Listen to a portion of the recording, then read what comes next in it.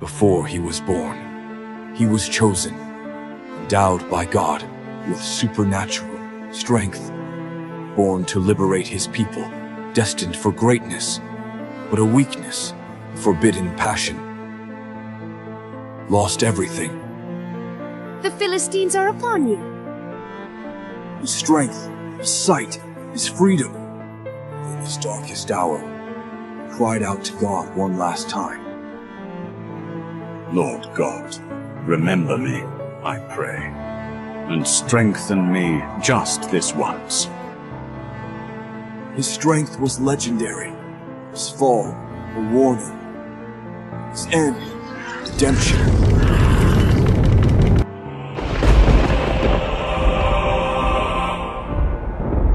These were difficult times for the children of Israel. Once again, they had turned away from the Lord their God, and he delivered them into the hands of their enemies, the Philistines, a warrior people who lived by the coast. For 40 years, Israel suffered under Philistine oppression. But even in the darkest times, God prepares his plans for deliverance. There was a man from Zorah, from the tribe of Dan, named Manoah, and his wife was barren. She had never been able to have children, which was a great sorrow in those days. And one day, the angel of the Lord appeared to this woman. She was afraid and amazed. The angel said, "Behold, you are barren and have never borne a child, but you shall conceive and give birth to a son. Now therefore, be very careful. Do not drink wine or strong drink, and do not eat anything unclean. For behold, you shall conceive and give birth to a son. No razor shall come upon his head, for the child shall be a Nazirite to God from the womb." To be a Nazirite meant to be consecrated, set apart for God in a very special way, following strict rules as a sign of that dedication. And this child would have a divine mission. "And he shall begin to deliver Israel out of the hand of the Philistines." The woman ran and told her husband what had happened.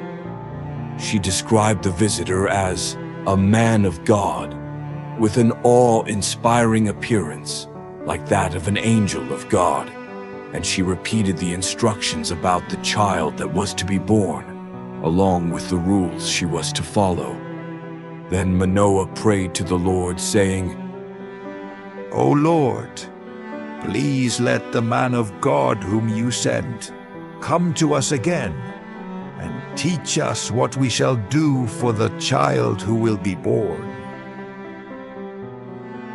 And God heard Manoah's prayer. The woman was sitting in the field when the angel of God came to her again, but her husband Manoah was not with her. The woman quickly ran to tell her husband. Manoah approached the man and asked, Are you the man who spoke to the woman?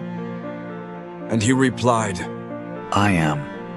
Manoah asked him to repeat the instructions on how to raise the child. The angel confirmed everything he had told the woman. The special diet for her during pregnancy, and the Nazirite rules for the child. No razor on his head, no wine or strong drink, no unclean thing. Manoah, still not fully understanding who he was speaking to, wanted to offer him hospitality, prepare a young goat. But the angel of the Lord said, "Even if you detain me, I will not eat your food, but if you offer a burnt offering, then offer it to the Lord." And Manoah, still unaware that he was speaking with the angel of the Lord, asked for his name. The angel answered mysteriously, "Why do you ask my name, seeing it is wonderful?" Then Manoah took the young goat and the offering and sacrificed them on a rock to the Lord. And the angel performed a miracle before the eyes of Manoah and his wife. When the flame went up from the altar toward heaven, the angel of the Lord ascended in the flame of the altar. When they saw this, Manoah and his wife fell with their faces to the ground, and the angel of the Lord appeared no more.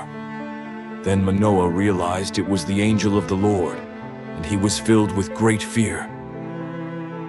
We shall surely die, for we have seen God. But his wife, with greater faith and clarity in that moment, replied, If the Lord had meant to kill us, he would not have accepted our burnt offering and grain offering from our hands, nor would he have shown us all these things, or told us such things as this at this time. And the woman bore a son, and she called his name Samson. The child grew, and the Lord blessed him. And the Spirit of the Lord began to move upon him mightily in his youth, while he lived in the camps of Dan, between Zorah and Eshtaol. He was destined for great things. But Samson's first major decision as a young man was impulsive and troubling. He went down to Timnah and saw a woman there among the daughters of the Philistines. He returned and told his parents. Samson insisted to them, I have seen a woman in Timnah of the daughters of the Philistines. Now get her for me as a wife. His parents, concerned about God's laws against marrying pagans and the hatred toward their Philistine oppressors, tried to dissuade him. Is there no woman among the daughters of your own people, among all our Israelite kin, that you must go and take a wife from the uncircumcised Philistines, our enemies? But Samson insisted, led by his desire. Get her for me, for she pleases me well. His parents did not know that this, though born of Samson's desire, was ultimately from the Lord. God was seeking an opportunity, a reason, to confront the Philistines through Samson. The story of the mighty judge was just beginning, and it was already marked by the tension between divine purpose and human passion. Despite his parents' doubts, Samson insisted, and they finally agreed to accompany him to Timnah to arrange the marriage with the Philistine woman. So they went on their way to Timnah, and behold, a young lion came roaring toward them. At that moment, the Spirit of the Lord came upon Samson with great power. Though he had nothing in his hand, he tore the lion apart, as one might tear apart a young goat. It was an astonishing demonstration of the strength God had given him. But Samson did not tell his father or mother what he had done. Sometime later, as Samson returned to take the woman to celebrate the wedding, he turned aside to see the lion's carcass. And behold, in the carcass of the lion, there was a swarm of bees and a honeycomb. He scooped out some of the honey with his hands and went on eating as he walked. When he reached his parents, he gave some to them as well, and they ate. But he did not tell them that he had taken the honey from the lion's carcass. Perhaps because touching a dead body went against his Nazirite vow, or simply to keep his secret. The day of the wedding arrived, and Samson held a great feast there in Timnah, as young men customarily did. And the Philistines, either impressed by his strength or simply by tradition, brought 30 companions to be with him during the 7-day celebration. During the banquet, Samson came up with a challenge, an enigma based on his secret. Philistine companions, let me now pose a riddle to you. If you can solve it and explain it to me within the 7 days of the feast, I will give you 30 linen garments and 30 changes of clothes. But if you cannot solve it, then you must give me 30 linen garments and 30 changes of clothes. Confident in their numbers and cleverness, they accepted the challenge. Then Samson said the riddle. Out of the eater came something to eat, and out of the strong came something sweet. And after 3 days, they could not solve the riddle. The tension grew, and the Philistines did not want to lose the wager or be made to look foolish. So on the 7th day, or perhaps the 4th, according to some interpretations, they went to Samson's wife and pressured her with threats. Entice your husband, deceive him, into revealing this riddle to us. If you don't, we will burn you and your father's house. Did you invite us here to rob us? Terrified, the woman went to Samson and wept before him. She began to pressure and manipulate him emotionally. You must hate me and don't love me at all. You won't even tell me the riddle you posed to my people. Samson tried to resist. Look, I haven't even told my father or mother. Why should I tell you? But she wept before him for the 7 days of the feast. She pressured him relentlessly, day after day, until finally, on the 7th day, Samson's heart gave in. He revealed the riddle because she had worn him down. And as soon as she knew the answer, she went and told it to her people. On that 7th day, before sunset, the men of the city came to Samson and gave him the answer to the riddle. What is sweeter than honey, and what is stronger than a lion? Samson immediately understood how they had gotten the answer. Furious at his wife's betrayal and the Philistines' trickery, he responded bitterly. If you hadn't used my wife to get the answer, you would never have solved my riddle. The Spirit of the Lord came upon him with great power. He went down to the Philistine city of Ashkelon, about 40 kilometers away, killed 30 of their men, took their belongings, and gave the spoils, the bet's reward, to those who had solved the riddle. Burning with anger, he left the feast and his new wife, returning to his father's house. And the bride's father, perhaps to avoid trouble or following local custom, gave Samson's wife to one of his companions, who had been his best man. Samson's first venture into Philistine territory and relationships had ended in betrayal, fury, and bloodshed, just the kind of conflict God would use to begin delivering Israel. Sometime later, during the wheat harvest, Samson decided to visit his wife in Timnah, bringing a young goat as a reconciliation gift. He said to her father, Let me go to my wife's room. But her father would not let him enter. Trying to appease him, he said, I was sure you hated her completely, so I gave her to your companion, the one who stood by you at the wedding. But look, her younger sister is even more beautiful. Please, take her instead.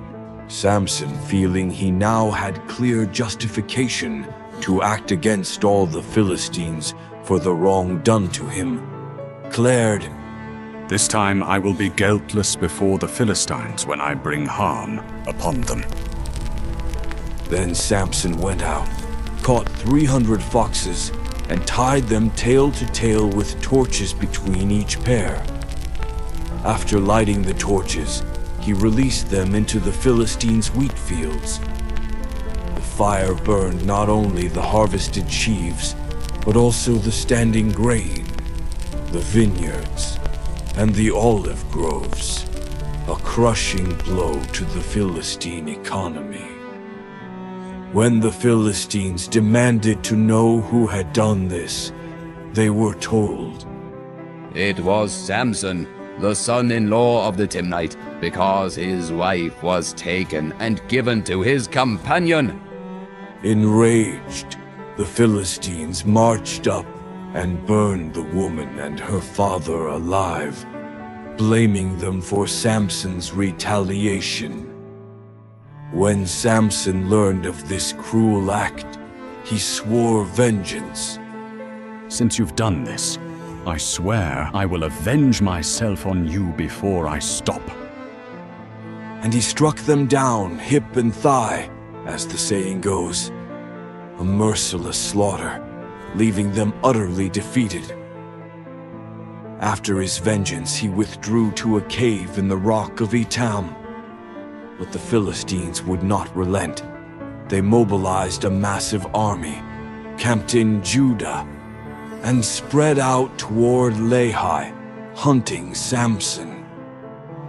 The men of Judah, terrified, asked the Philistines why they had invaded.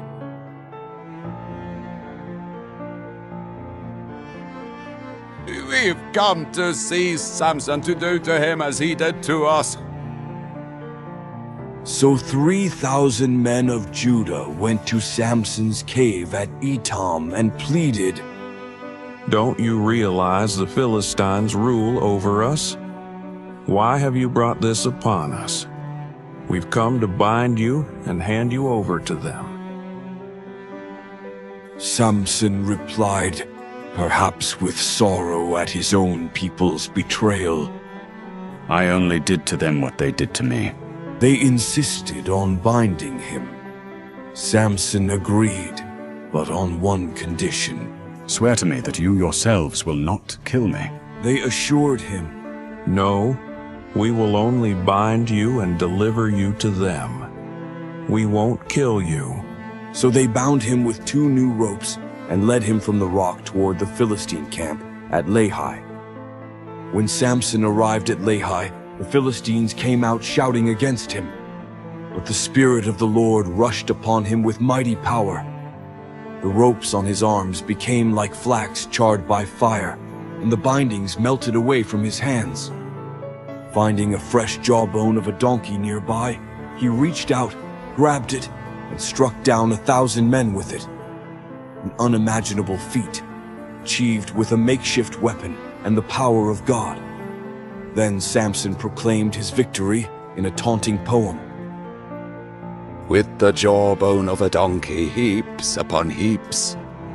With the jawbone of a donkey, I have slain 1,000 men. But after his great triumph, Samson was overcome with thirst, near death. He cried out to the Lord, "You have given this great deliverance through your servant. Must I now die of thirst and fall into the hands of the uncircumcised?" Then God split open the hollow at Lehi, and water gushed out.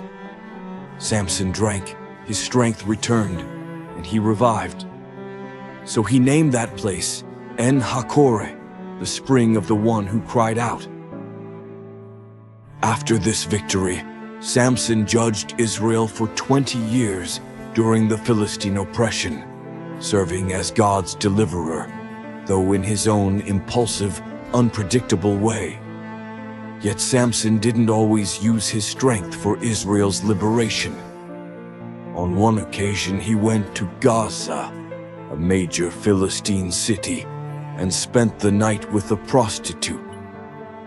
The Gazites were alerted. They surrounded the house and set ambushes at the city gate all night, whispering, "At dawn we'll kill him." But Samson only slept until midnight. Then he rose, not to sneak away, but to march straight to the city gates.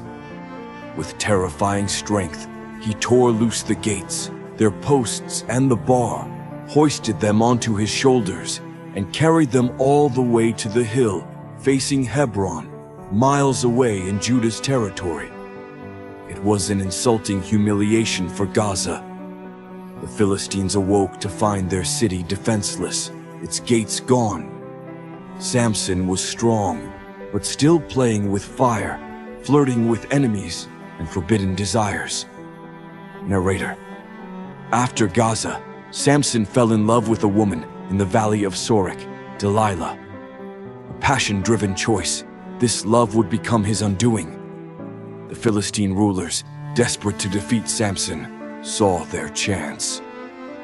They went to Delilah with an irresistible offer. Deceive him, Delilah. Persuade him to reveal the secret of his great strength and how we might overpower him to bind and subdue him. Each of us will give you 1,100 pieces of silver if you succeed. It was an enormous sum, a veritable fortune. Greed took root in Delilah's heart, overshadowing any affection she might have felt for Samson. Thus began her scheme to uncover the secret of the world's strongest man. Delilah began pressing Samson. Samson, my love, I beg you to tell me, what is the source of your great strength? How could one bind you to subdue you? Samson, perhaps sensing danger, or simply wanting to play along, decided to deceive her with a false answer. If they bind me with 7 fresh bowstrings not yet dried, then I'll become weak like any other man. Delilah obtained 7 fresh bowstrings. As Samson slept, she bound him with them. Philistine warriors waited hidden nearby. Then she shouted,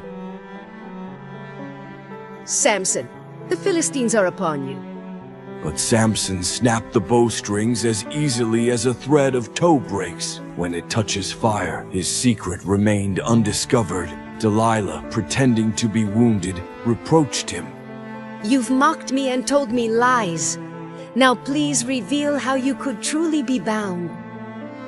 Samson gave her a second false answer. If they bind me tightly with new ropes that have never been used, I'll become weak, just like any other man. Delilah took new ropes and bound him with them. Then she shouted again, Samson, the Philistines are upon you. While spies waited in hiding, but he snapped them off his arms like a thread. Delilah pressed him a third time. You've deceived me and lied to me all along. Now tell me, how can you truly be bound? Samson, perhaps growing careless or underestimating the danger, gave a third false answer, this time hinting at his hair, but still not revealing the full secret. If you weave the 7 braids of my hair into the loom's warp and tighten them with the weaver's pin. She lulled him to sleep, wove his 7 braids into the loom, and secured them with the pin. Then she cried out, Samson, the Philistines are upon you. But he woke up, yanking the loom's pin and tearing free the woven braids. He remained invincible. Frustrated, Delilah turned to relentless emotional manipulation. Day after day, she wore him down, perhaps weeping and pleading. How can you say I love you when your heart isn't with me? You've deceived me 3 times and still won't tell me the secret of your strength. Day after day, as she pressed him with her words and wearied him with her relentless pleas, Samson's soul was worn down to mortal anguish. His resistance crumbled. The mighty man was conquered, not by physical force, but by the persistence of temptation and the weakness of his own heart. Finally, Samson revealed his whole heart to Delilah. He confessed the secret of his consecration to God. No razor has ever touched my head, for I have been a Nazirite to God from my mother's womb. If my head were shaved, my strength would leave me. I would become weak, like any other man. When Delilah saw he had entrusted her with his whole heart, she summoned the Philistine lords, saying, Come at once. He has told me everything. The Philistine lords arrived, bringing the promised silver. She lulled Samson to sleep on her knees, then called for a man to shave off the 7 braids of his hair. As she began to torment him, his strength left him. Then she cried out, this time in triumph, Samson, the Philistines are upon you.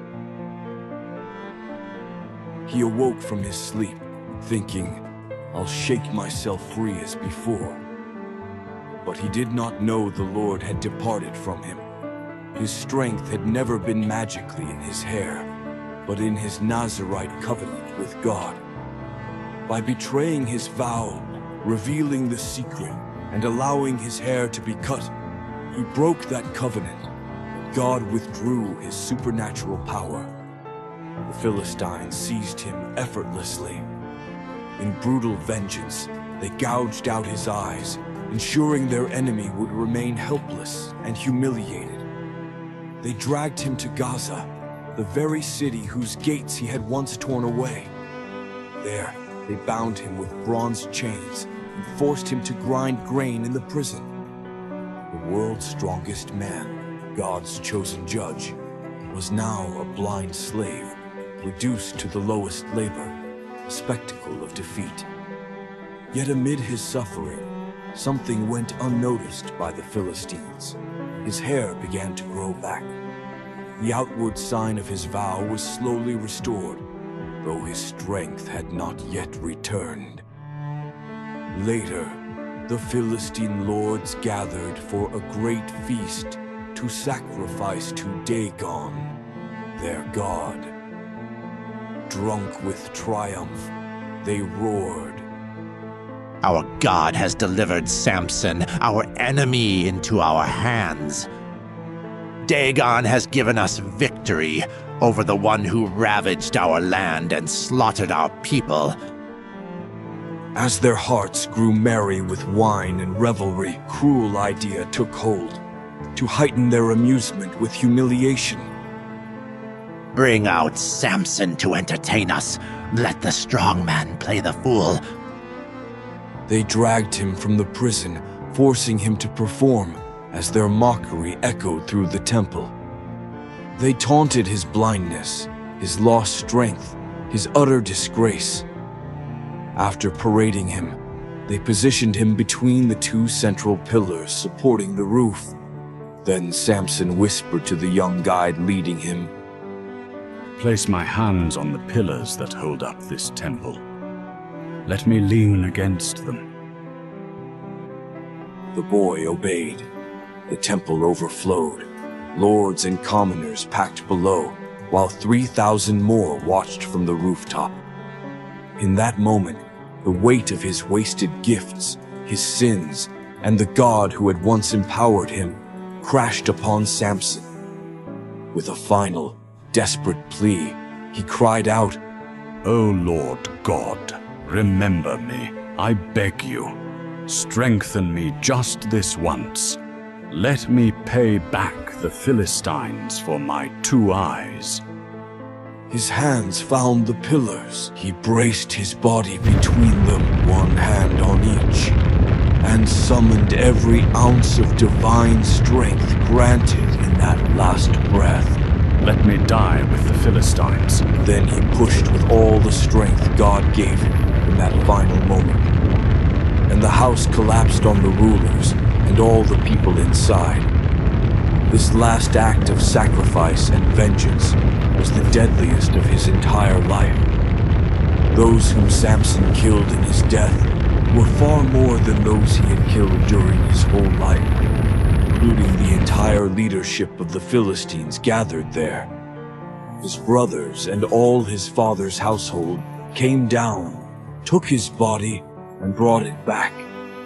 And they buried him between Zorah and Eshtaol, in the tomb of his father Manoah. Thus ended the life of the strong and conflicted judge.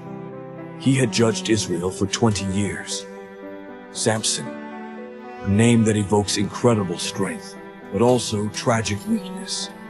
A man chosen by God before birth, consecrated as a Nazirite, empowered by the Spirit to begin the deliverance of Israel.